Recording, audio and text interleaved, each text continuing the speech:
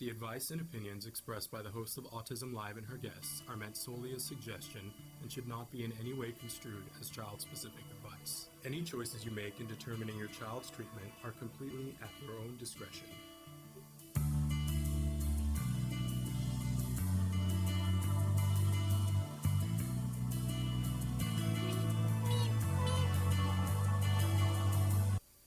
Good morning and welcome to Autism Live. I'm Shannon Penrod. We're coming to you live on this Monday morning, the 9th of June, 2025. So thrilled to be here with you. I'm in my office because we stopped and did some more construction on the studio. So I don't know, we might be back in there tomorrow. Fingers crossed. We're working on it. But anyway, so thrilled to be here with you this morning. Sometimes I just am so grateful as we start the show. I go, oh, this is exciting. We get to talk about some stuff that's really near and dear to me. And I always try to have our guests and our topics be things that I'm hearing from you guys. So love the interaction. If you guys tell us what you're looking for, you're much more likely to find it because I try to absorb what you guys are talking about and go, hey, I think maybe we need to do a show about that. So we're going to be talking about the teen years in just a minute. And I want to say, I did write a book. A couple of years ago, I wrote a book. It took a long time. I started it and then I paused on it and then I finished it. And if you read in the book, when you get to the teen years, it says, listen, I don't think I would listen to me because I'm in the thick of it, right? And when I started writing the book, my son wasn't even a teen. But now I am all the way through the teen years, which is shocking and amazing to me how quickly that went. But also I've spent another decade asking other people, what did you do that worked? What did you not do? So this is like an addendum to the book. Or we're going to do a parent to parent about, what are some really essential things that you need to be mindful of when you have a teen. And I want to say this, for those of you who don't have teens and you're like, well, I have a 3-year-old. This doesn't really have anything to do with me. I'll skip this show. I want to say to you that knowing what's coming before it's coming, vital, vital, vital. So I would encourage you to watch anyway and just have it in the back of your head. Oh, because some of these things you actually could start with a 3-year-old, at least be thinking about them, just dating, right? And I also want to say for any of you who have adults that are no longer teens like I do, some of this stuff is also stuff that you can revisit and go, okay, we didn't quite get that the way I wanted when we were teens. So now let's shore that stuff up. I was going to say a different word, but this is a family show. So anyway, we're live right now on Facebook, YouTube, and Twitter. So we hope you guys are tuning in. We love to hear. The chat is open. I love to hear from you. And I know Chris loves to hear from you too. Chris is going to show you on the screen, if you're watching us on YouTube or Facebook or any of those places live, some of the different ways that you can interact with us. But then he'll show you, for those of you who are watching later on, different ways that you can connect. Now, we know that most of you are listening in podcasts. That's wonderful. We appreciate that that's the way you like to take in information.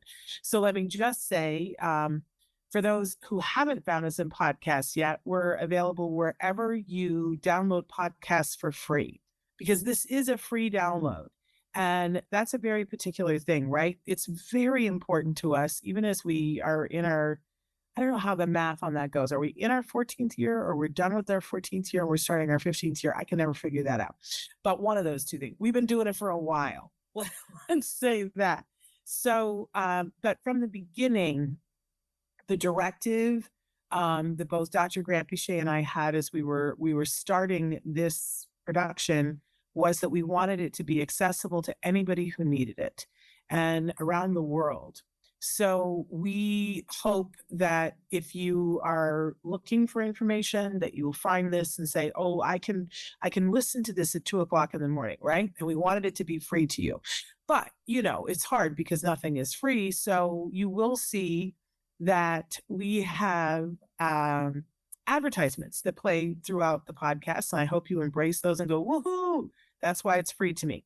And enjoy those sponsors. If that, however, that doesn't jive with your life, there is a way that you can get the podcast with no ads. And you would need to go to, my thing is sending me a message. Okay. I may not actually have the ability to talk to you guys. Oh, I don't know. It's not working. I might need you to send me the messages on my phone, Chris, because my chat is not working. But I am thrilled to tell you about glow.fm/autism live. If you go there, it is a $5 a month charge. And what it does is allows you to get the podcast completely free of ads. It gets downloaded into your inbox. So anything that we do on the Autism Network, whether it's Ask Dr. Doreen, any of those things, you get them. I'm going to try reloading. You get them ad free. Slightly distracted. I'll stop that. Anyway, so that is available to you too. But it is $5 a month. We try to keep that cost super low. We're not trying to make any money off of you. But we want you to be able to get the podcast the way you want to get the podcast. All right. So why are we talking about the teen years? Because so many of you have been asking me lately, and it's a great time to talk about it because it's summer. And in summer, I want to say that, first of all, I know that for some of you, it feels like, oh, it's going to be this relaxing time. And I don't know, maybe you don't vision this, but I used to think, oh, we're going to be sitting under a pool umbrella somewhere with lemonade. That was sort of the vision I had about summer, and things slow down and it's not so much of a rat race. And I want you to have some portion of that as well. But I also want to say to you, it's catch-up time. Summer is the ideal time. You do have a little bit more time, not a lot, but it's an ideal time. I always think of the tortoise and the hare. And for all the other kids that are in school and doing all kinds of things, right? Maybe they take off part of the summer and it's downtime. But we know what happens with just pure downtime, especially with teenagers. We see regression. And by the way, that is not just our kids on the spectrum. One of the reasons why we have summer school, and the reason why I'm a former school teacher here, when you come back to school in the fall, they're going to spend the first 6 to 10 weeks just reviewing what they taught last year. That whole first section is review. That's for everybody. Not just kids that have special education programs. That's for everybody, because they know that the kids don't retain it over the summer. So what a great time for our kids to catch up, to like move that dial and catch up. And boy, this is really true for teenagers too. And it's true for parents who might feel like, oh, we haven't done enough about this. We haven't done enough about that, right? So let's talk about 11. I gave 11. I always say I'm going to do 10, and then I go, I better put one more in. Let's talk about 11 things to be absolutely critical things to be doing when your child is a teenager. Okay, so let's launch right into that. Let's start with a disclaimer that teens are individuals. I know some of the stuff that I'm going to say today is just duh, right? But let's never lose sight of the fact that teens are individuals. And we know the saying that when you've met one person on the spectrum, you've met one person on the spectrum, right? But let's say that that's times 24 when they're teens. Teen years are so specific and everybody's different. And it's a time of finding out who you are in a bigger body with different hormones, right? And it's really a time when personalities start to sprout and become even more evident than they were as children. So I think it's critical whenever talking about helping support our individuals who are on the autism spectrum to not forget that there's a part of normal teenage years that they're also going through, and that it's very individual. There's no one size fits all. There's not even a one size fits most. So everything that we're going to talk about in these 10 tips, you really have to cater it. First of all, you got to say, is this something that's useful to my kiddo, my teen? But also, how would we cater it to where they are? It's a big, beautiful spectrum, the autism spectrum. And, currently the way it is diagnosed is with a set of numbers that, one being needs support, two needing more support, and 3 needing significant support. And it's across 2 different domains. So your ability to communicate and your, repetitive, restrictive things are different numbers. So imagine that you have somebody who has pretty high verbal skills and can listen very well, having a 1, but they have such extreme anxiety and repetitive motion. So they're a 3 on that. Maybe a 1 and 3. They're going to be vastly different than somebody who's a 3-1, right? Or somebody who's a 2-2 or a 2-3 or a 1, I don't even know how many combinations there are. I'm not a math wizard, but millions. And then throw in personality and what are they interested in? It's vastly different. So everything that I say from here on in, I want you to take through that filter, that one size does not fit all. So let's go ahead and let's look at what our first tip is. And this is critical, feed their passion. And I know some of you will write in and say, but I don't know what their passion is. That's okay. Then it's like you're going to be throwing darts at a dartboard, right? And seeing what sticks. And that can be a very fun time during the summer, that you'll go to a bookstore, you'll go to a museum, you'll go to a concert, you'll try an art project, you'll maybe have classes with different things, you'll watch different programs, you see what they're interested in. Now, don't get stuck on what they're interested in, because sometimes it will change. Not always. Some of our kids get really passionate about one subject and they're really kind of not flexible on that. If that's the case, we want to get them as flexible as possible, right? I'm going to give the example of if we have a kiddo who's really into Thomas the Tank Engine, which, by the way, let me just say, there's nothing wrong with that. And then suddenly, they become 14, 15 years old and people start to act squeamy about that. Well, listen, I know adults who aren't on the spectrum who are really into Thomas the Tank Engine. There's this funny little thing about when they're teenage that everybody's like, oh, well, but it's like a baby thing. I have concerns about that. I don't think that's an agenda that I'm real cozy with. You know what I mean? I think that we need to take our kids and feed their passion. Now, can we try to expand that passion? Yes. So if your child is really into Thomas the Tank Engine and they're having a Thomas the Tank Engine festival, I encourage you to go to that. But I also encourage you to go and see things, other train museums, and maybe ride a real train and see if you can't expand that passion, but not try to diminish the other passion. I know the ABA people are not necessarily going to agree with me. And I want to speak in their defense that their concern is that kids aren't real nice. And that if your child is trying to socialize, excuse me, pardon me, and they're a teen and all they want to talk about is Thomas the Tank, then sometimes the other kids will shy away from them or, heaven forbid, make fun or bully or whatever.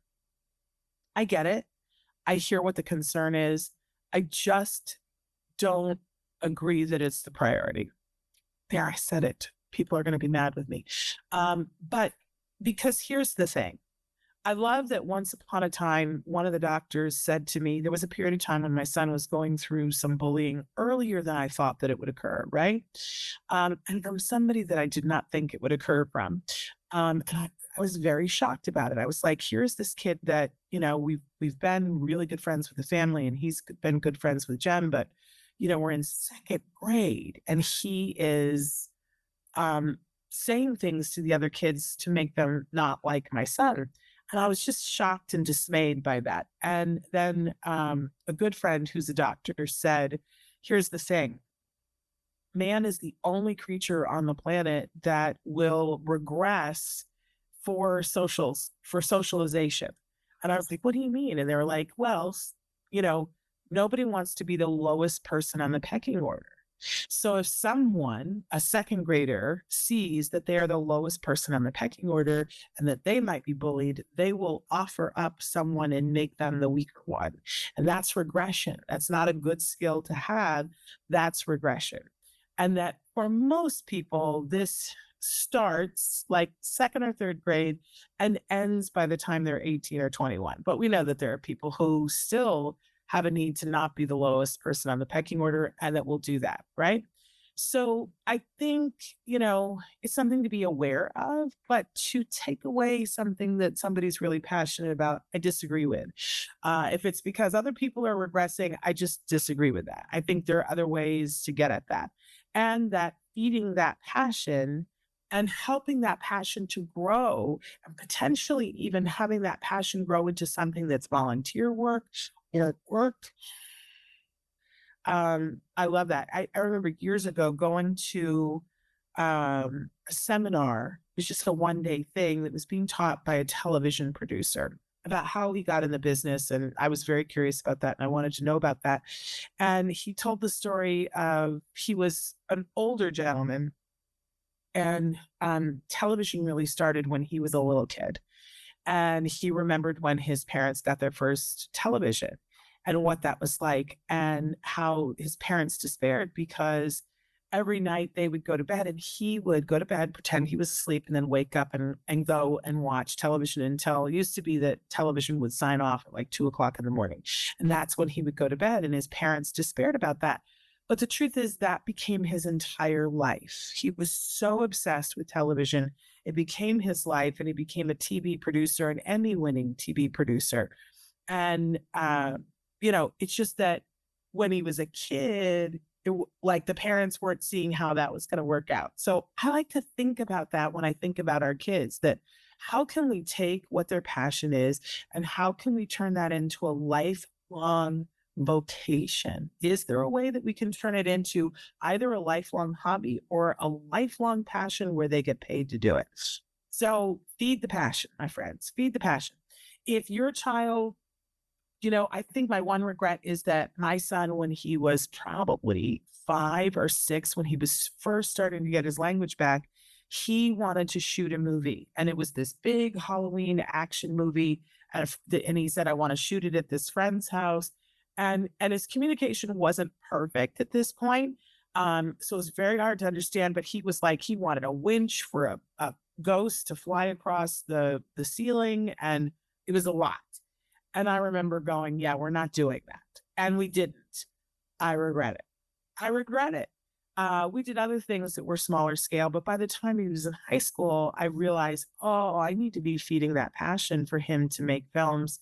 So I was craft services and I would make my house available for whatever filming. And I wished I had taken that tack earlier on. So I say that to you, whatever it is that your child is wanting to do. I follow in the footsteps of the fabulous Christina Adams, author of A Real Boy, who in the book, she talks about how her son is interested in airplanes. So what does she do? She takes him to the airport and they sit and watch planes take off. And then, well, that wasn't enough. So then they ask if they can meet with a pilot and look around inside their plane. And then it became, flying lessons. And that did not stay his passion. But that helped him to grow as a person. There are all kinds of things that you can do to figure out what the passion is. But again, it's the throwing the spaghetti at the wall, see what sticks. But if you already know what their passion is, if you know that they're into the Titanic, then you go to Las Vegas and tour the Titanic exhibit, right? Because you're going to do something fun anyway, then why not tailor it to their passions? So that's number one. Big thing, and you really want to double down on that. We took our son for welding lessons. He wanted to be an engineer at one point. That is not where he is right now, but he got CNC certified at the age of like 13. It's crazy. So feed the passion. And I put up a picture of robots because a lot of our kids are into robots. And there are robotics programs everywhere. There's a thing called First Robotics, or you can Google Lego robotics, and they start from pre-kindergarten all the way up into college. They have competitions. Chances are that there's already one in your community at one of the schools in your community. Reach out and see if you can find it because it's amazing for our kids. Okay, so let's move on to number 2. Number two is start the ITP process. So the ITP is the individual transition plan. Your child has an IEP, they are entitled to an ITP. Now, in some states, the ITP has to take place by the 14th birthday. In more states, it's by the 16th birthday. But if you bring this, and this is all done by the school, it gets attached to the IEP. I will talk about what the three things are that the ITP covers. But a lot of times, schools just kind of fund this in because I don't think that they really have as much guidance as they should have on this. But let's talk about what it is because it's your legal right now. I don't know how long it will be your legal right, but right now it is your legal right for your child. So the ITP, and by the way, let me be clear about the verbiage here. In most states, it has to be implemented by the 16th birthday. But what you will find is that a lot of schools say, oh, we don't discuss that until the 16th birthday. No, that would be wrong. I would tell you that certainly I would check and see if you're one of the states where it's the 14th birthday. But by the 15th birthday, you need to be planning it so that it can be implemented on the day that they turn 16. So the ITP covers three very different aspects of your child's transition. One of them is where are they going to work?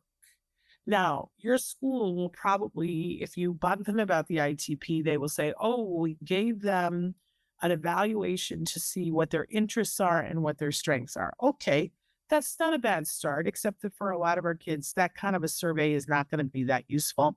And in any case, it doesn't check the box. And schools sometimes think that it checks the box, but it doesn't. Be bugging the school and say, oh, no, I understand that to be an internship. You have to be helping them to find a job, which means we need an internship. Or you can take it on yourself, but why would you? You've got other things to do with your child, and the school is legally supposed to do this. So push them, excuse me, for an internship and for actual job skills, because they're supposed to be helping your child to find a job when they transition out of the school system. We'll talk in a second about when that might be, if it's going to be around their 18th birthday or around their 22nd birthday. We'll get to that. The second thing on the ITP is that it has to address where your child will live after they get out of school. And a lot of times schools go, well, he's probably going to live with you. She's probably going to live with you, right? No, my friends, because that assumes that you are immortal and that you will never, ever die. And as much as we would all like to believe in that, it's not true. So great time to put the school to work for you to say, and you don't have to do anything, right? If they find you a place for your child to live, you can say no, but don't let them off the hook and have them not look, because maybe there's an ideal situation for your child, or maybe you're going to need it in 8 years, but have them do the homework for you to figure out where your child will live, whether it's independently or with supports, right? And then the third thing is what will be their support system? And a lot of times schools will assume, well, that's you and your significant other, that's their siblings. Don't let them assume that. Let's work really hard to have the school help to build a community for them and see what they have to offer for that. And it's not a one-off, right? If it's supposed to start on their 16th birthday, most of our kids either, so weird. Most of our kids either are going to end their program at 18 or they're going to end closer to their 22nd birthday. I'm just checking, Chris. Oh, Parker, you're watching. Hi, Michelle. Hi, Fame. You can contact me by writing to Shannon at autism-live.com. Parker says, unfortunately, kids are cruel. I know someone who watched VeggieTales on the spectrum and was teased endlessly. Yes, and that's kind of that thing that we were talking about. But I would rather that the schools work on that. Like, why are we not making an attempt to teach individuals that that's not a thing to tease anybody for. Why are we not working on that? Um, now, if somebody's into VeggieTales, then I want to talk about, how do we expand that? Like, are they interested in it because it's things from the Bible? And then we're going to get more creative with that. Is it because it's the vegetables? Like, do they want to be a cook? Do they want to make their own VeggieTale video? Do they want to be the volunteer at Sunday school? Like, what is the part of it that they love? And let's focus on that. And I think, on the very core of it, we want to work to make our children bully proof. And kids will find things to bully about. And I want us to pressure the schools. It's not allowed. It's illegal. And if we make schools aware of it and say these children are bullying this child because he watches VeggieTales, then school has to do something. A lot of times they don't know what to do, but I really encourage you to push for, there are lots of programs. Sometimes there's just a bench at the school that's the buddy bench. And if somebody is sitting on the buddy bench, then other kids are encouraged to go and be on the buddy bench with them. We know that that helps our children to not be bullied, right? And in high schools, they have a lot of peer mentoring programs where they have peers who volunteer to be a part of a group where they are friends with someone who's on the spectrum, and they go on field trips and things like that. If they don't have that at your school where your child is being bullied, ask them to start it. You'll change not only your child's life, but all the children and teens that come later on. Okay, so on to the next one, because we talked about the ITP. Okay, we got to start a conversation about conservatorship. Oh, everybody take a breath, because this is not the most fun time, but I deliberately put a picture of, a rocket taking off, because this is what we want, is we want a successful launch. Sorry, here, I don't know what went wrong there, but thank you. Fabulous. I have a new iPad, you guys. So you can be writing in and I'll be able to see it. Okay, so we want to launch our kids. Thank you, Chris. We want to launch our kids and we want for them to be successful. We don't want them to crash and burn, right? So we have to start having a conversation about conservatorship. And sometimes that conversation is just with ourselves. Sometimes it can be with the individual themselves. And a lot of times it's a conversation to have with someone who is legally capable of helping you to do a conservatorship. Now, all of our kids don't need to be conserved, and all of our kids don't need to have a complete conservatorship. There are many different levels of conservatorship, everything from being able to be informed when they're having medical things to be a part of the discussion, to having control over the individual's money, having control over and being able to make the decision whether they can marry or not. We all get squeamy when we talk about this, right? Because depending upon the individual, it feels like we're taking rights away from them. I want to say very clearly that the courts are very good about really erring on the side of the individual and making sure that they don't have rights taken away from them that shouldn't be taken away, right? That really it's about what does the individual, it's about protecting, right? And we've all heard the horror stories of things that have happened to individuals who weren't conserved, because they can be prey to people who don't have good intentions, right? It's a very fine line, my friends, but I really feel very confident that if you're working with a lawyer and talking about it, that the courts are going to really make sure that you're not overstepping the needs of what your child, how much they need to be protected, how much they need to be conserved. Now, for some of you, you're going to say to yourselves, well, I don't think that this is necessary. And that's how we got to a point. I will say honestly that when my son was maybe 14 or 15, we were able to sit down with him because his comprehension was such, and we had a conversation.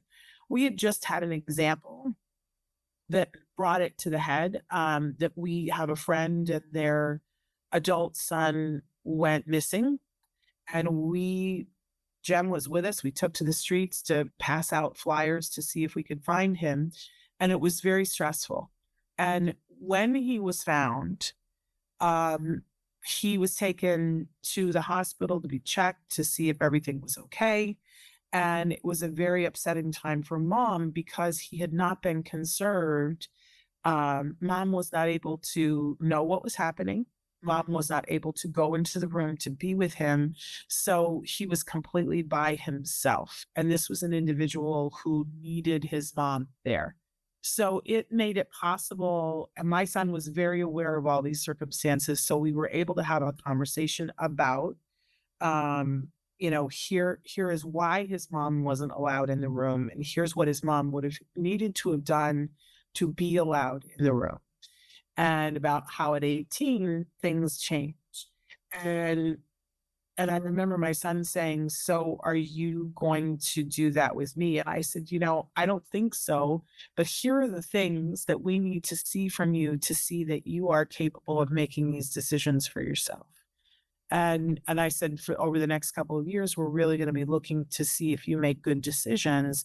And if you do, there will be no need for us to be, on that paperwork as having to make the decisions with you. So it kind of became a motivator for him. And of course, by the time we were 18, there was no question. But for those of you who have kids that, you're not sure, and I know a lot of people that it's like it's a fine line. I don't know. I don't know. I don't know. It's worthwhile to talk about it with an attorney and see all of the different points, because I guarantee you, if you're on the fence about it, there are going to be a whole lot of things that you're going to immediately say, "Oh, no, of course they can do that on their own." Things like the ability to vote, right? And I'm a big fan of, all of our kids should have the right to vote, and that shouldn't be taken away from them. And the courts will side in that area too. If you want to take away their right to vote, you got to provide proof of why this is not something that they should be allowed to do. And by the way, that's true of every single one of the things for conservatorship. But I think it's worthwhile to talk to a legal person. If you're on the fence, you want to start to have that conversation at 16. We tell people that you really want to start to get a court date by the time that they're 17, because what you don't want to have happen is that they turn 18 and you have not yet had the court date. Because the truth of the matter is, on that day when they turn 18, they can walk out your door and say bye-bye. They can refuse all of the medical support that you put in place for them, and it's completely legal and you can't do anything about that. So, I think we really have to take into consideration these individuals and ask ourselves why. Why are we asking for this support? If it feels to you that like your child will be overwhelmed being with a doctor by themselves, then, that's a reason to consider having that medical ability to be consulted and be in the room. HIPAA will not allow you to be involved if you don't have some form of conservatorship on the medical. Okay, so start the conversation. Start the conversation. It's going to be different for everybody, and but get yourself some legal support so that you know what's possible and what would be advantageous for the individual, not doing more than is necessary. Okay, on to the next one. Number 4 is teaching job skills. And now I've already talked about the fact that the school needs to be doing that, but we're not going to leave it entirely to them, right? Because we're on it parents. And I put the lemonade there because this can be as simple for those of you who have the younger kids, doing a lemonade stand is a great teaching tool for our kids, right? Because it's planning and it's perspective taking. How much are people going to pay for the lemonade, right? It's learning the steps of, and then there's the cleanup. And did you make any money because you had to pay for the lemonade? And did you charge enough so that you actually made any money? There are so many things that your kiddo can do. And I love having our kiddos be early entrepreneurs because it's a great time with lower risk for them to attempt to do something and sell something and build that mindset of making money. I always evoke the fabulous Joanne Laura who was the brainchild of Autism Works Now. And when I met her, I had this idea that there are some people who just are not going to work in their lives and that that's a kindness, right? And she really sharply disavowed me of that and said, no, that is not a kindness. If you don't have a job, you don't have a seat at the table, and that everybody wants to work. And I saw her reveal this to me and to other parents. And it was also at a time when my son had his first job and got his first paycheck. And he was like, wow, this changes everything. So I encourage you, teach job skills. If Temple Grandin were here, she would say, get them volunteering at a very early age, even before the teen years. Have them, and Temple always said, have them volunteer to walk the neighbor's dog. That's a little scary for me because, should something go wrong, I wouldn't let them do that by themselves, right? Make sure that they know how to walk dogs safely. But there are all kinds of things that kids can do, and you can have them start with you, with chores and things of this nature, and they get paid to do the chores. But then it's really ideal to have them work for somebody else because we have baggage with our kids and our teens, right? And they don't want to do stuff for us. They don't. But sometimes they go, like, I couldn't get my son to wash a dish when he was a teenager beyond if you paid him, right? But he went to work at the Ed Asner Family Center, and I went to pick him up one day, and Nava was like, oh, he did all the dishes. And I was like, oh, who are you talking about?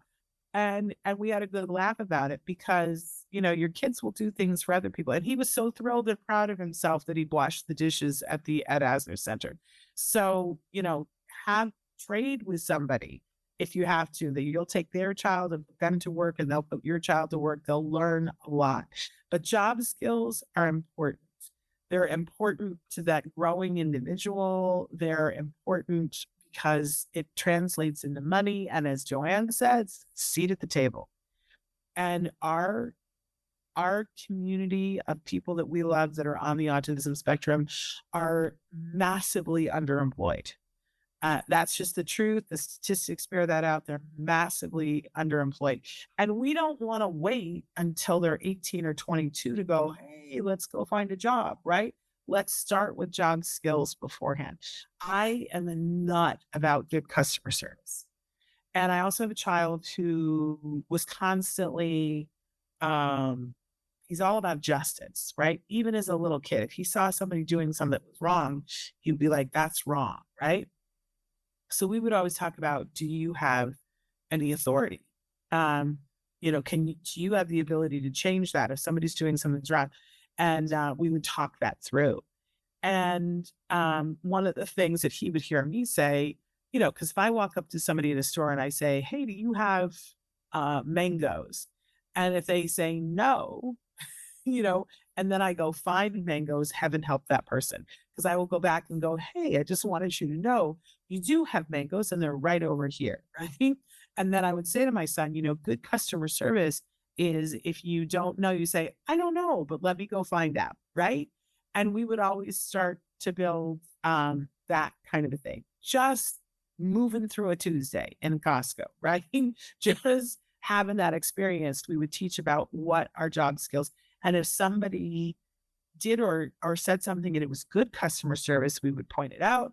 And if somebody did or said something that wasn't good customer service, we would wait till we get in the car and we would have that discussion. That's teaching job skills. It really is. But you can do even more than that, which I encourage you to do because it's empowerment. It's big, big empowerment. Okay. Parker says, honestly, social skills also need to be pushed, especially around relationships. It's coming, Parker. It's like you read my mind. I hear too many horror stories on autism and dating. Yes, absolutely. Okay, so let's go on to the next one. But it's coming, Parker.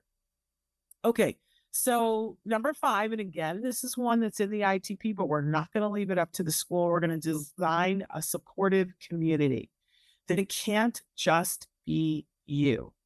I was telling somebody the other day, and this is part of what spurred this conversation, because they were like, what do I need to be doing for my team? Let me pick your brain. And this was one of the things that I said to them. You know how in a lot of religious families, they have godparents. So, and when someone is baptized, the godparents are chosen, and these are people who are responsible for the spiritual life of the individual should the parents perish. Okay. Well, we had the idea because when my son was little, I was terrified that I was going to die and then what was going to happen to my son. Not just then, but his whole life. And I felt like it was a huge responsibility that could not be shared by just one person. I wanted a community for him. So we created godparents for everything that we could think of. That my brother-in-law is a lawyer, and we went to him and said, "Hey, we'd like for you to be his godparent for legal things, so that if he ever needs something legal, and he could be 32, right?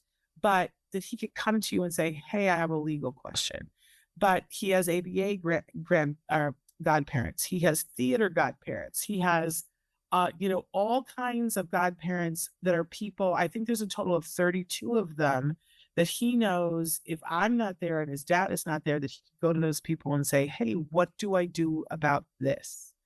And that, can I tell you, gave me so much peace. And it also, I think, it helped to weave this net around him so that he knows it's not just us, which was a lovely, lovely thing. So I offer that up to you and say, do what you will with that. You don't have to do it exactly that way, but build a community.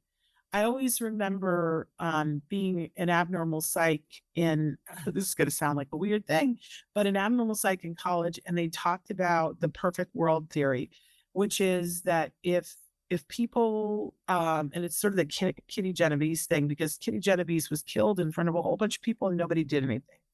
And what research has shown that is if somebody is struggling and no one has been identified as the person to help, then people tend to go, "Oh, I don't know. Is it me? Should it be me? Whatever." But that if you are in danger, and we taught this to our son as well, if you're in danger or being hurt, that what you need to do is not yell help. You need to point to somebody and say, "You help me." And then chances are that person will help you. So by identifying all these people and saying, "You're not responsible for his whole life, but you're responsible for this," those people feel responsible and will likely do something should he ever need something. So just trusting that your community will jump in doesn't always work out according to the statistics. Okay, so build that community around them and start as early as possible. All right, now comes a really tough one, making decisions. When your child is a teenager, you have to make final decisions about graduation.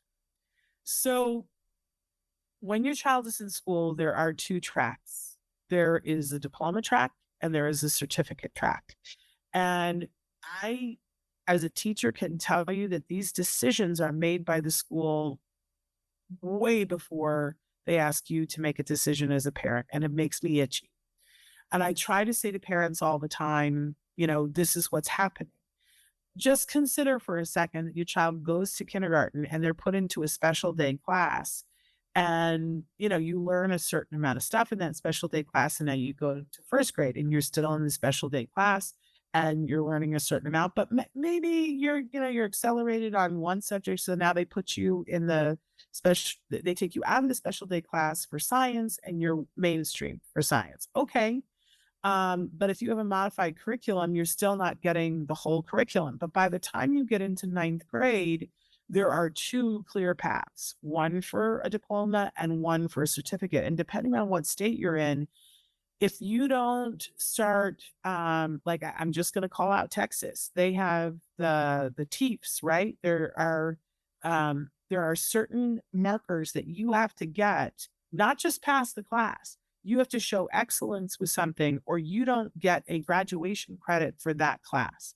And you get further and further behind because you're not being taught the stuff that will get you the diploma. Now, is a diploma everything? No. And for some of our kids, it's just so not important in the realm of things. I will tell you there's a couple of things that a high school diploma gets you. It gets you the ability to take college classes, right?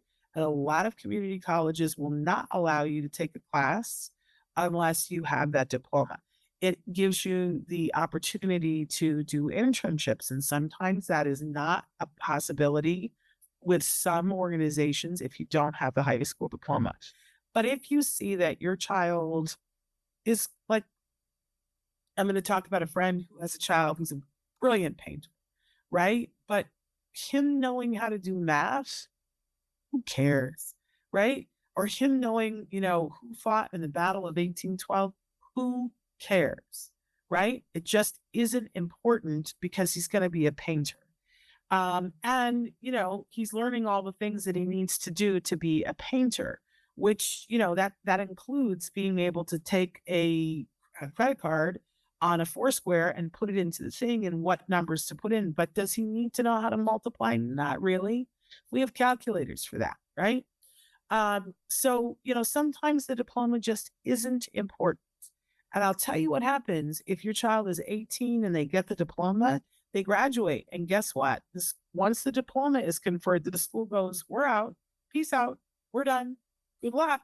Hope that ITP did all the things you wanted it to do because we're not on the hook for anything anymore. So what's the other path? The other path is getting a certificate, which means you completed a program, but you do not get a diploma and you don't get conferred the degree that comes with the diploma. But you did your own thing and you learned what you're doing. No harm, no foul, no shame, as long as you're okay with not having those other perks. And if you're on the certificate track at 18, you don't get conferred out. You have the ability to continue, and schools have programs for our kids from age 18 to their 22nd birthday where they learn job skills. So it really is an individual decision, and you have to decide what you want to do. If I have heard a couple of parents who have worked the system and done both, where they've said our child is not ready with the diploma by the age of 18. So we're going to continue and do the work job skills program. But by the time the child was 18, they either were able to show that they could get a diploma and they graduated at 22, or they were able to pass the, why can I not think what the name of the test is, so that you can get your high school diploma separate from the school system. But don't do that before they're 22 because you will lose the ability to be in that work program. Here's the thing, though. You do need to make the decision, or the decision will be made for you, for your child. The school probably has already made the decision and may not have told you.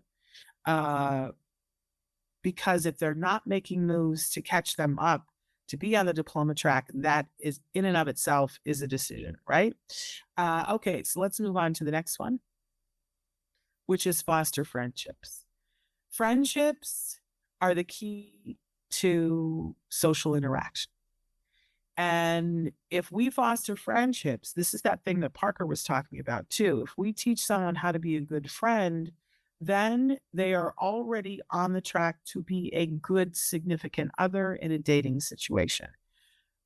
Yes, it's important to teach. And I mentioned the Ed Asner Center before. They have classes that are for sex ed classes for kiddos that are between the ages of, I think, 14 and 18.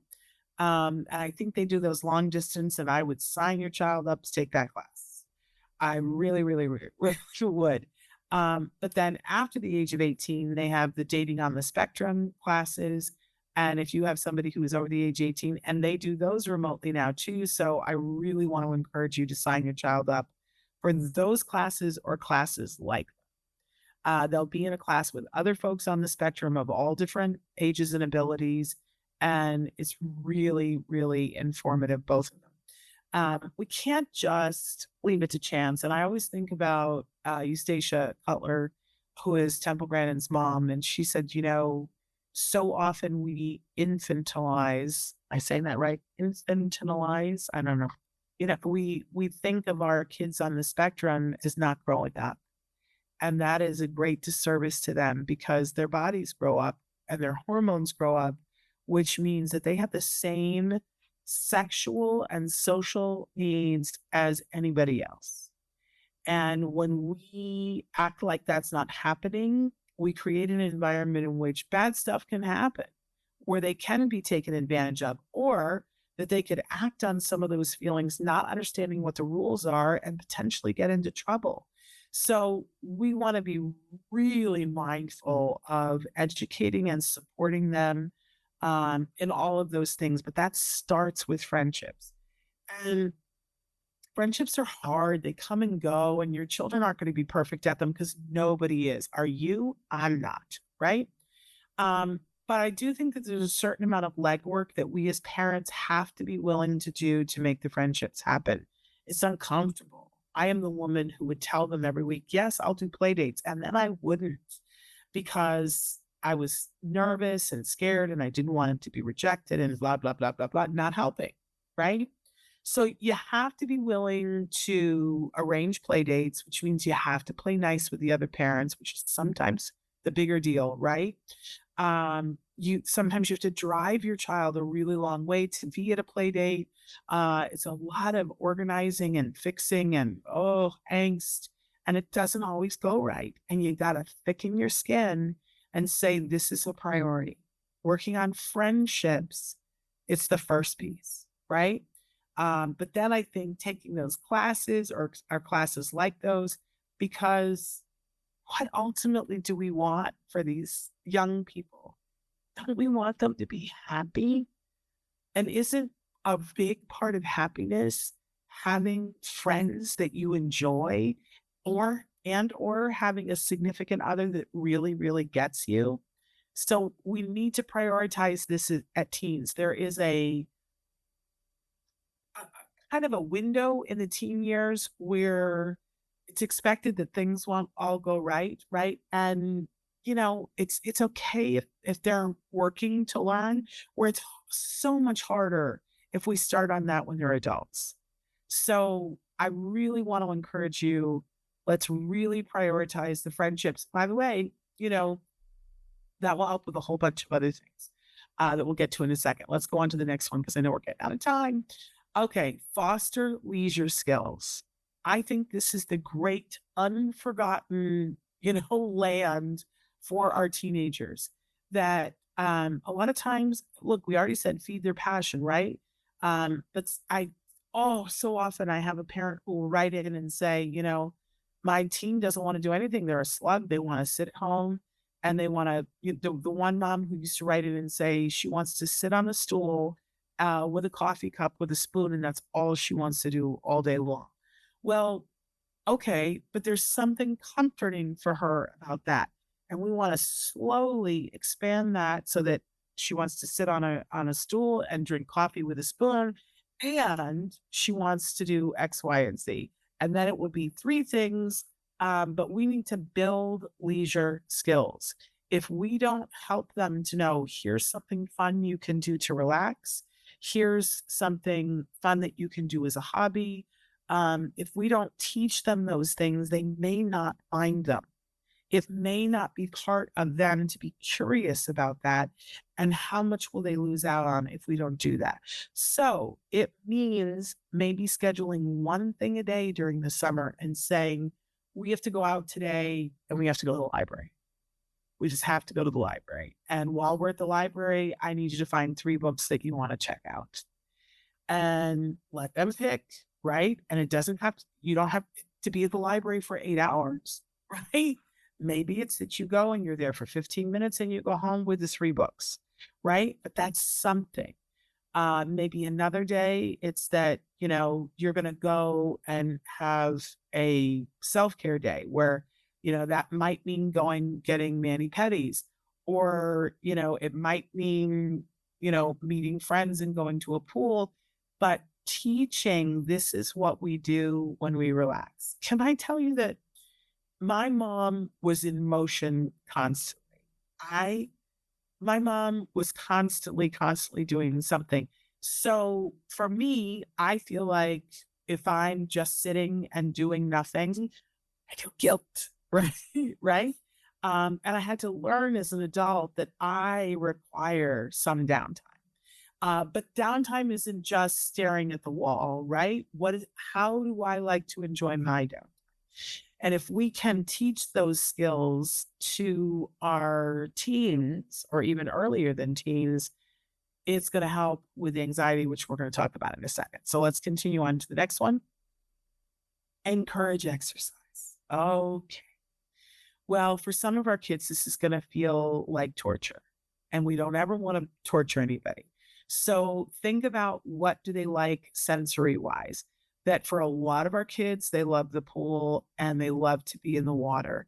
And I just can't emphasize enough how critical it is to give them something that is exercise. We've heard from so many experts that, and it doesn't have to be, they don't have to run a marathon, but that a burst of exercise can help regulate the nervous system and make it so that self awareness and self regulation is so much easier.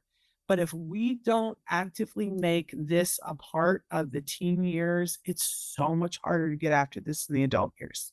So much harder.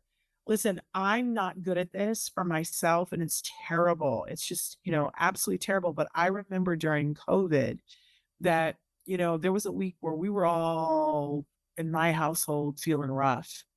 And I was like, I don't know. I don't know if I'm gonna be okay. I don't know if my husband's gonna be okay. I don't know.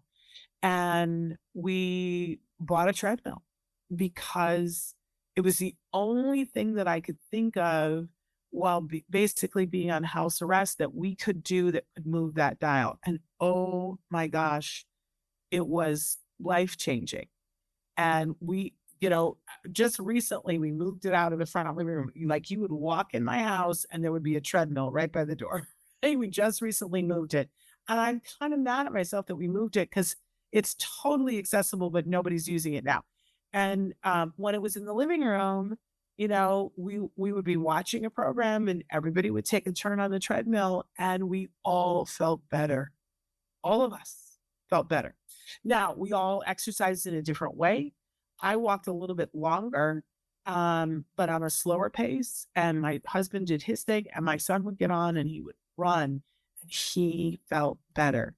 And because of that, we signed him up, and he had regular appointments during the pandemic with Zeus Fitness.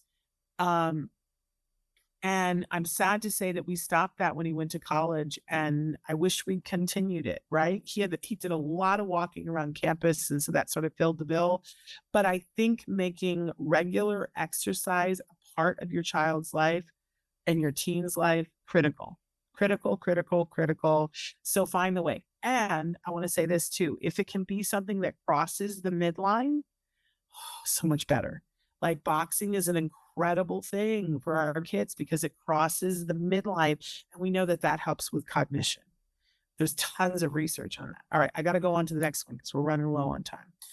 Okay, so number 10, and I think this is the big winner for everything, is that in the teen years, we have to deal with the anxiety. And dealing with the anxiety doesn't mean that we go, oh, hopefully they'll grow out of it. That is dangerous. We need to make sure that they have a whole bunch of skills to work on dealing with the anxiety.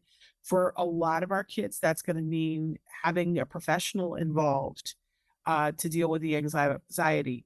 For some of our kids, it might be medication, and we don't need to, we don't always need to do medication, but for a lot of people, medication is key to getting to feel better.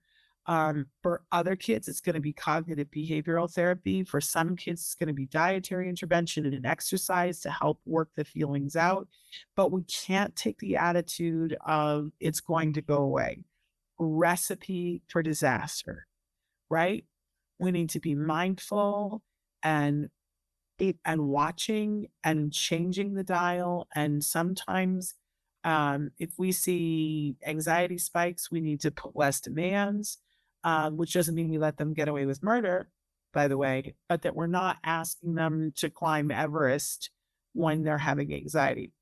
But in addition to that, we have to give skills. I watched the third season of Georgia and Ginny, or Ginny and Georgia, I guess. And it deals with a lot of teens having a lot of anxiety and dealing with them in a lot of different ways. If you need, and these are folks that aren't on the spectrum, but it's very prevalent. And it's kind of a good example of all the ways not to do it and all the ways to do it. But please don't bury your head in the sand, deal with the anxiety. And then, of course, the 11th one, which sort of is everything that we've talked about, but I don't want to leave it unsaid, which is it's really key time to build self esteem. And we build self esteem in lots of different ways, by us praising things, by us feeding into their passions, by us driving them to the play date or driving them to wherever the thing is that they want to go see, the thing that they're passionate about, by telling them that they're doing a good job, by acknowledging that they are different and that different is fabulous. I think that's an important thing that needs to be said. You don't have to say different. You can say you're unique. There's no one like you in the world, and I wouldn't have you any other way. You're amazing, you wonderful, unique person, you. But build them up. It won't be enough. Can I just tell you, it will not be enough. That they will also need to hear that from peers and from other people besides you. And that's devastating to realize, oh, my opinion can't be enough, right? So put them with people who are talking them up and get them away from people who are not talking them up. My son has one friend that has the funniest sense of humor, but it's always negative. And he's always, and I pulled him aside when they were 18 and I said, hey, I noticed you do this. I wish you wouldn't. That's not what he needs. And I watched this young man decide, okay, I'm gonna deal with this differently, because I'm a good friend, right? So have them be surrounded by people. Hi, Rodney. Have them be surrounded by people who make them feel good about themselves. Talk to them about that. That's good friendship, and that friends who try to hurt us are not friends. They have quotes around their names. They are not friends. So build that self-esteem. If you do these things on a regular basis, then when you fill in with all the individual things that this person needs, I think you're off to a good start for a happy teen who grows up into a self-actualized adult, that with the right supports leads the happy life that they are destined to lead. That's my opinion. That's my story, and I'm sticking to it, because I've seen that for my son, but I've also seen it for other people's kids too. That the path is windy, and you have to be willing to adapt with them and support them where they are today. It's hard because they're changing every day, but the teen years don't have to be miserable. If we're working and helping and supporting really what their passions are, it doesn't have to be miserable. All right, that's all I have to say on that. We've got a great show tomorrow with Dr. Doreen Rampe for Ask Dr. Doreen. So we hope that you guys will tune in. And, this weekend is the Ed Asner poker tournament. So we're going to be on the red carpet again, and we're going to be asking the celebrities all kinds of questions. We are not going to be live on the carpet. We've stopped doing that. It's just so stressful. So we'll be recording the interviews, and then you'll get to see them later on. We might go, briefly live on my phone, just so that you guys can see what's happening. But that's, what's happening later on this week. So, my friends, thank you for being with me. I hope you got something that is useful to you. Please feel free to write me at shannon@autism-live.com. We'll see you tomorrow. Until then, give your kiddos a hug from me and one for you too. Bye-bye for now.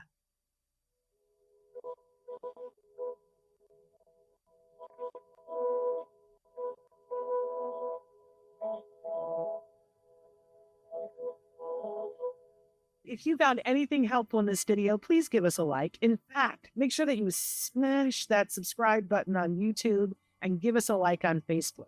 You can also follow us on Twitter and on Instagram for important updates. And please download our free podcast wherever you get your podcasts. Thank you so much. See you next time.